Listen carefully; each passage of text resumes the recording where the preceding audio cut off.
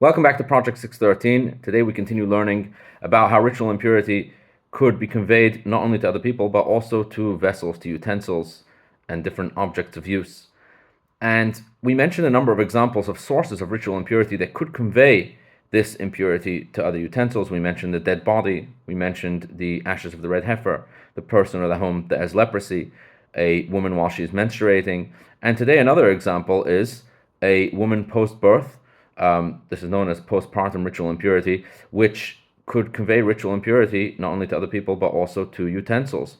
Now, an important note, whereas when it comes to many of these ritual impurities, they were only relevant in the time that the temple stood, when it comes to a woman following a period or after childbirth, many of the elements of these ritual impurity is very much relevant until this very day and is practiced in the laws of family purity, and we had many videos in this series that spoke about that in the past.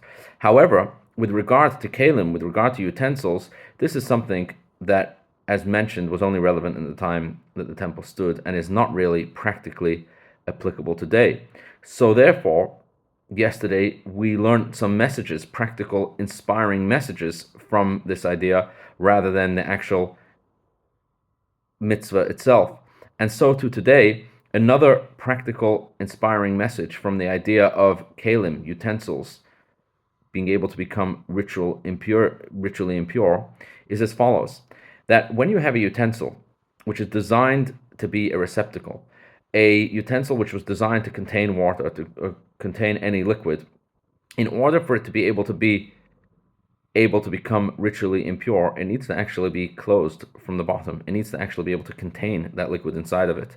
However, if it had a hole in it, then it would not be able to become ritually impure. These are one of the conditions under which a utensil designed to collect liquid in it could contract ritual impurity. It's only if it actually is able to fulfill its purpose by being closed on one end, so the water or the liquid could be contained in it. Therefore, a gutter, for example, which the water flows in one end and flows out the other, does not contract ritual impurity because it's open on the other end. So what's the practical, relevant, inspiring message we can learn from this? The answer is that we all have to be like a receptacle in a way.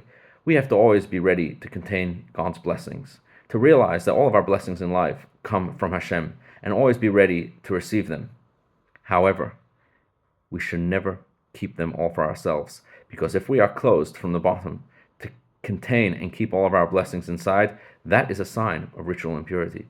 What we should do is be prepared to share those blessings, to make an opening and allow those blessings to flow and to share them with others around us as well. And in such a way, we do not become ritually impure.